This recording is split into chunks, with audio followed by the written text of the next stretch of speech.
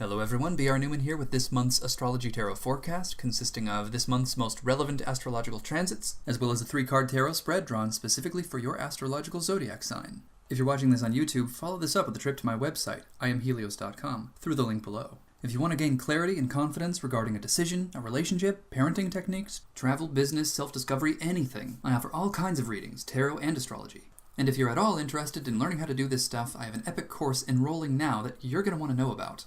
All kinds of new features, products and services are available there for various affordable rates. And there's some free stuff there too, so please do check it out. So what do we have going on here? These 3 cards have been drawn for Sagittarius, in which you have a central theme and 2 doorways to choose from as you proceed. The central theme is like a snapshot of your current situation, but it's also the essence you must embody in order to fully see the nature of these 2-dimensional timelines on either side of it, and then choose the doorway which is the best match for you. So let's consider your central theme. The Emperor. This major arcana card represents authority. The sun placed in Capricorn embodies this quite well. It denotes order, structure, a plan, a sense of law, and mastery of the will over nature. Positively, this can represent raw creative power and potential, the experience of receiving recognition, empowerment, and stability. Embracing this card would entail a realistic perspective and realistic approach. This is not the tyrant, like what so many misunderstand as a source of patriarchal oppression. This is merely the natural result of a force climbing to the top of a competence hierarchy, earning the right to rule, by both grasping and practicing the means to bring order from chaos. The Emperor desires freedom for all, taking responsibility to ensure this upon himself, thus sacrificing much of his own experience of freedom. It's inevitable that such archetypal forces would represent the bad guy, the tyrant, the privileged patriarch, the oppressive father, and this is made possible due to a fundamental misunderstanding of dominance hierarchies and how they are constructed naturally, not politically or socially. Therefore, the experience of this card often brings out a sense of victimhood. Whether this fuels a false sense of self through victim identity, or compels one to sharpen their own mind, take responsibility, and empower themselves, is entirely up to the individual. Active experience of this card involves the contemplation of this, and ultimately, a choice. Will you identify with a story of victimhood, thus disempowering yourself and creating a tyrant from nothing? Or will you empower yourself, sharpen your mind, take responsibility, and become the Emperor? These 2 choices will create vastly different worlds, and we can see and feel this palpable tension between these 2 worlds in the socio-political spheres of the modern era. Continuing on from your central theme, you can choose the left-hand path. The Ace of Wands. This represents the primordial essence of fire. It's associated with the very first spirit on the Tree of Life, known as Keter, embodied by Aries, Leo, and Sagittarius. The entire journey along the Tree of Life, representing the process of materialization from potentiality, is embodied by and held within this card. More specifically, the journey of fire, the means through which inspiration itself infuses the world, giving all forms of life a sense of purpose and direction. You can liken the expression of this card to the Big Bang, or a volcanic eruption occurring in the middle of the ocean that may someday lead to a chain of islands. This is a profoundly creative force. The very presence of this card implies profound creative potential.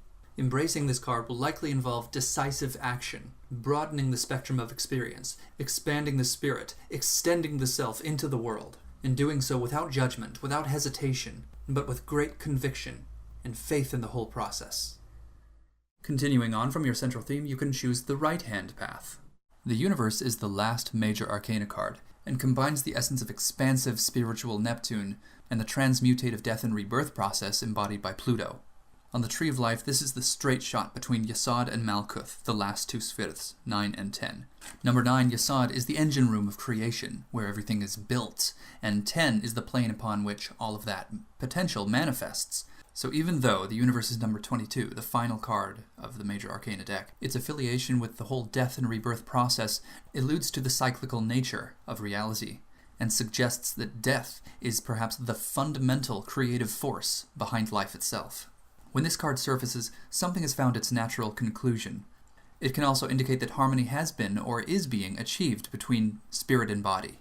The prerequisite here is, of course, the willingness to allow something to come to its natural end. Don't be the artist that paints for years and years on end, long after the painting could have been finished. If this might be the case in one way or another, allowing that natural close to occur can bring about the harmony between spirit and body. Through such a state, success is inevitable. So this reading I gave you here sets the stage. We're about to cover your astrological influences. To take this tarot side further, check out my website IamHelios.com and take the Choose Your Own Tarot adventure. And this completely free feature will take you through a much more elaborate tarot reading and ultimately a fate card and a very specific brainwave entrainment frequency designed to make your life easier at this unique juncture. Of course, to get truly serious and very specific in the most useful way possible, you're going to want to contact me for a tarot reading, for an astrology reading, or a tarot-astrology fusion reading. You'll be so glad you did. Now here are the most relevant transits for this month. You might want to write down some of these dates. Starting off, we have on February 3rd, Mercury in Aquarius sextile Mars in Sagittarius. An excellent window of time for getting really clear about large-scale dreams, communicating your feelings and thoughts. Enthusiastic expression can do a lot to help you get really clear about your ideas, to help you solidify them, to help you actualize them.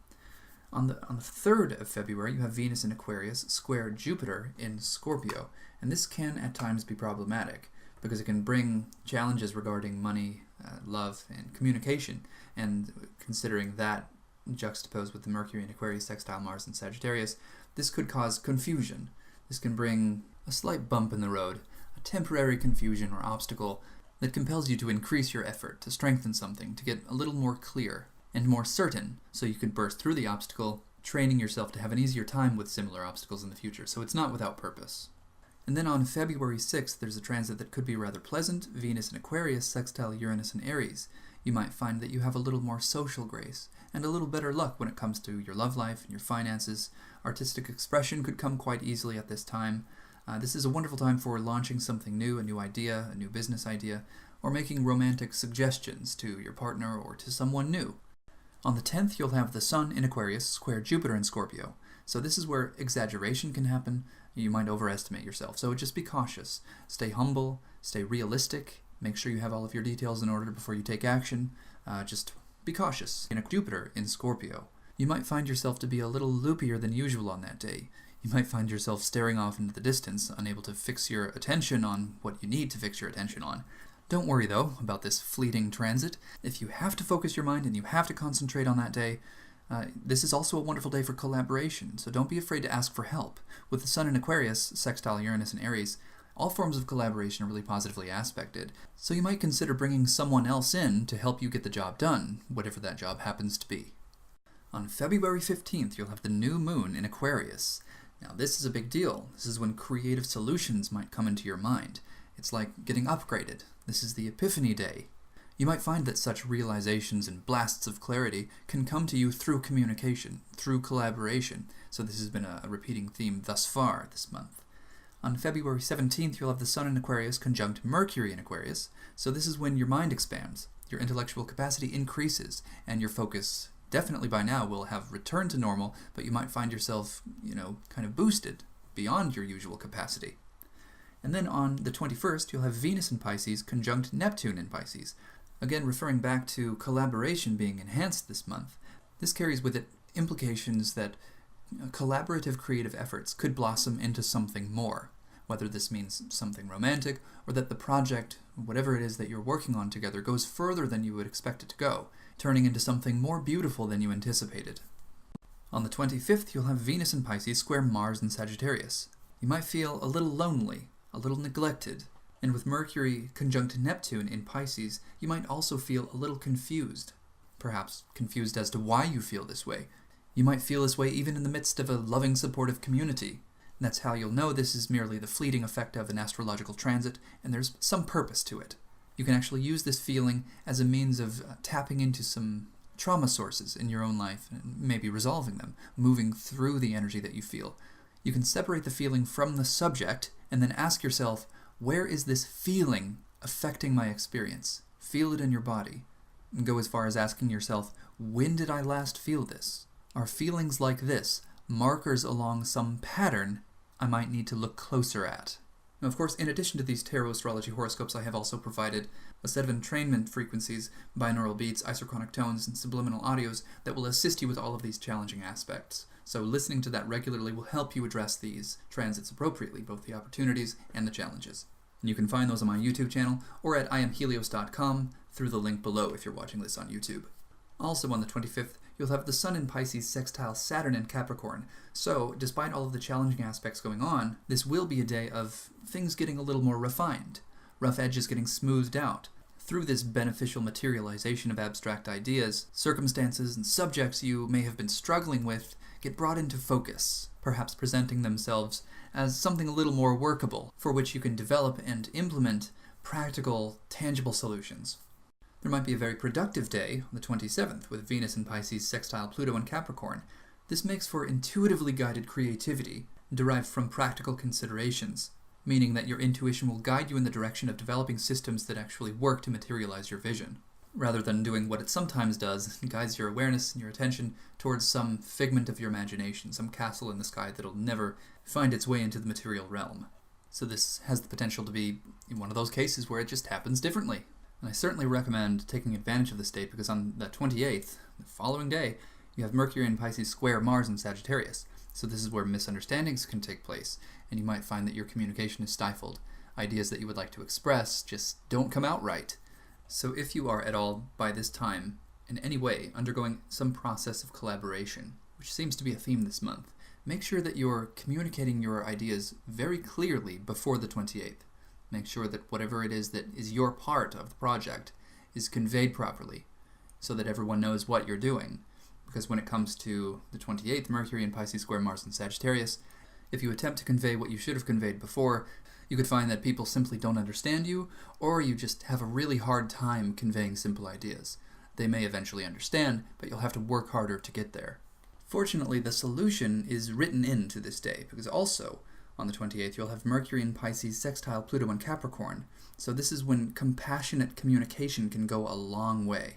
And this, of course, implies that any misunderstanding that might take place because of Mercury in Pisces square Mars in Sagittarius may be due to an apparent lack of consideration or compassion. So to ensure that you are on guard for misunderstandings, be especially compassionate and cautious with all forms of communication that take place under the influences of these transits. So that's a wrap for this one. Check out all of the new features on my website. Of course, you know I offer readings, astrology readings, tarot readings, and astrology tarot fusion readings. And as you may already be aware, Tarot Secrets Revealed, the Ultimate Tarot Mastery course, is now enrolling, and you can secure your spot within the course for as little as $33 per month. Very small investment considering you would be walking away from this course having mastered the art of tarot to an extremely rare degree. Seats are limited and this opportunity may never come again. So yes, absolutely, get in on this action now while you can. What you might not know is that I am now offering custom empowerment packages, which consist of binaural beats, isochronic tones, subliminal audios, and other forms of brainwave entrainment tailored specifically to either your astrological wiring or any set of requests based on just about any desired results. So you can either discover what your astrological placements sound like, translated into sound, and not just any sound, sound that directly benefits you, accentuating, amplifying your natural gifts, and helping you to overcome any of the limitations that might be written into your astrological makeup. Or we can work together examining your unique set of circumstances to develop a special set of frequencies designed to help you bring about the results you want. It's really easy to get this going, so just follow the link below to get this started. A fun and free service that I now offer there is the Choose Your Own Tarot Adventure. So this is an automated tarot reading that's in the Choose Your Own Adventure style. Ultimately, you land on a single fate card, and with it, a set of frequencies that help you bring out the best aspects of that card. So if you're watching this on YouTube, below this video I've provided a set of direct links. So if you want to book a reading, sign up for a course, order one of these Astrological Transcendence Packages, or just see more information about all of the above, it's all there for you, so just follow those links, and maybe I'll see you on the other side. Thanks for watching.